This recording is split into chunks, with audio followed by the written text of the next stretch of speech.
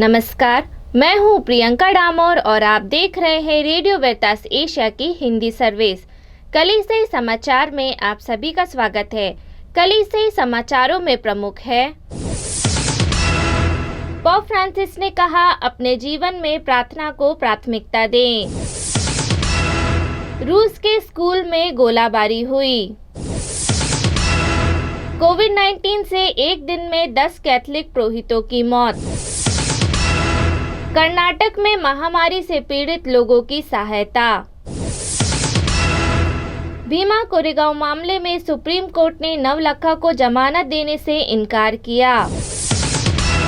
महामारी संकट को कम करने के लिए हाथ बढ़ाती भारतीय कैथोलिक कलीसिया।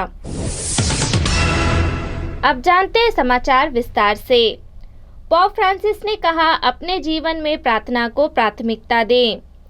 पोप फ्रांसिस ने बुधवार आम दर्शन समारोह के दौरान प्रार्थना विषय पर संदेश दिया।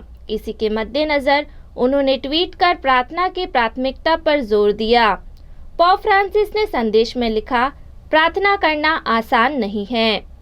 जितनी बार हम प्रार्थना करना चाहते हैं, हम कई अन्य कार्यों के बारे में सोचते हैं जो अधिक महत्वपूर्ण और जरूरी लगते हैं और हम प्रार्थना करना छोड़ देते हैं। बाद में हमें यह महसूस होता है कि वे चीज़ें बिल्कुल भी आवश्यक नहीं थी।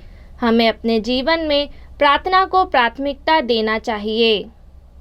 रूस के स्कूल में गोलाबारी हुई। रूस के स्थानीय अधिकारियों ने कहा कि दक्षिण पश्चिमी शहर कजान में एक रूसी स्कूल में गोलाबारी में कम से कम 7 बच्चों और एक शिक्षक की मौत हो गई। तातारस्तान गणराज्य के गवर्नर रुस्तम मिन्निकानोवा ने कहा कि मंगलवार को गोलीबारी में 4 लड़के और 3 लड़कियों की मौत हो गई थी। क्षेत्रीय स्वास्थ्य अधिकारियों के अनुसार 21 अन्य को अस्पताल में भर्ती कराया गया था, जिसमें 18 बच्चे शामिल थे। उनमें से 6 कथित तौर पर आईसीयू में हैं। इससे पहले रूसी समाचार एजेंसी ने स्वास्थ्य मंत्रालय के एक सूत्र का हवाला देते हुए कहा कि 11 लोगों की मौत हो गई। इंटरफैक्स समाचार एजेंसी के अनुसार 2 बंदूकधारियों ने स्कूल में गोली चलाई, जबकि अन्य रिपोर्ट में कहा गया कि हमला एक अकेले शूटर द्वारा किया गया था। कोविड-19 से एक दिन में 10 कैथोलिक पुरोहितों की मौत।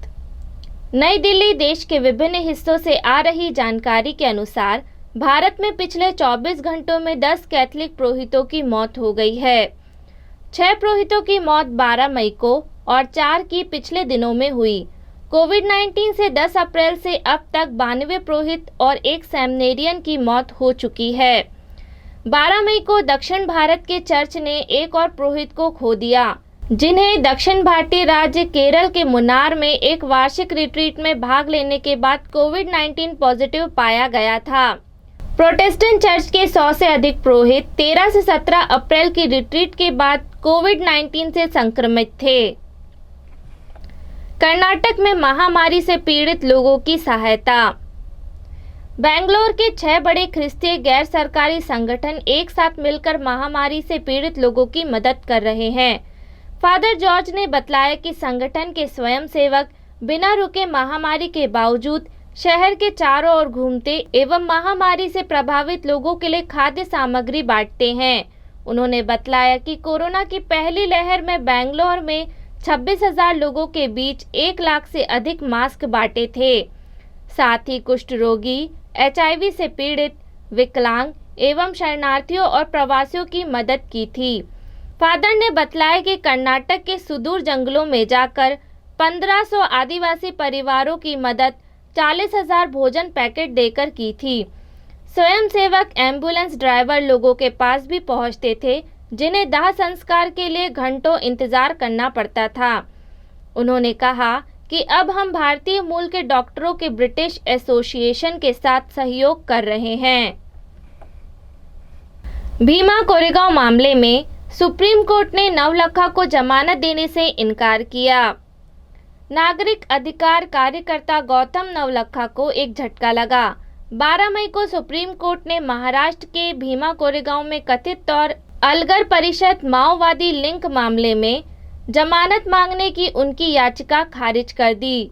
शीर्ष अदालत ने नवलखा द्वारा डिफॉल्ट जमानत के लिए उठाए गए तकनीकी आधारों की जांच की, क्योंकि मामले में चार्जशीट एनआईए द्वारा 90 दिनों की निर्धारित अवधि के भीतर दायर नहीं की गई थी, जिनमें उनके घर में नजरबंद के 34 दिन भी शामिल हैं। कार्यकर्ता ने बॉम्बे हाईकोर्ट के आदेश को चुनौती दी थी कि उसे उसी आधार पर जमानत दे दी जाए।